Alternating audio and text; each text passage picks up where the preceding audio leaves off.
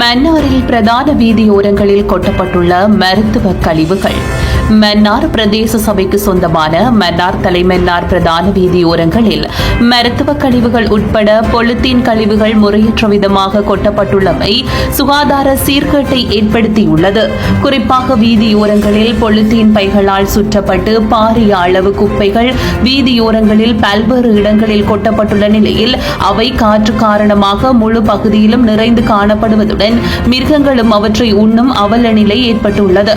குறிப்பாக மருத்துவ கழிவுகளும் முறையற்ற விதமாக கொட்டப்பட்டுள்ளதை அவதானிக்கக்கூடியதாக உள்ளதுடன் மாவட்டத்தின் பிரதான வீதியில் இவ்வாறான குப்பைகள் நீண்ட காலமாக கொட்டப்பட்டு வருவதை மன்னார் பிரதேச சபை கவனத்தில் கொள்ளாமல் குப்பைகளை அகற்றாமல் செயற்படுவதை காணக்கூடியதாக உள்ளது. அதே நேரம் பொலித்தீன் பைகள், பிளாஸ்டிக் போத்தல்கள் அதிக அளவு கொட்டப்பட்டு காணப்படுகின்ற நிலையில் அவ்வப்போது பெய்யும் மழையின் போது டெங்கு நுளம்புகளும் பெருகக்கூடிய வாய்ப்புகள் காணப்படுகின்றது.